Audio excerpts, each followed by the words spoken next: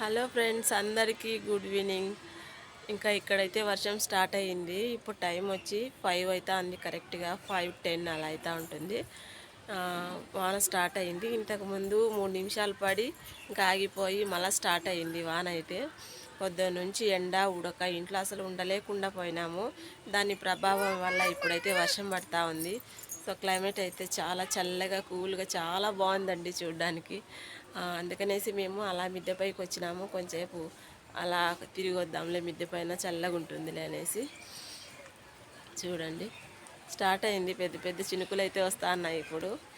So చూసేయండి, చూడండి, సన్న చినుకులు అయితే పడతా ఉన్నాయి. పెద్ద పెద్ద చినుకులు, సన్న చినుకులు అన్నీ స్టార్ట్ అయింది. ఇంకా మేము ఇంట్లోకి అయితే వెళ్తా ఉన్నాము.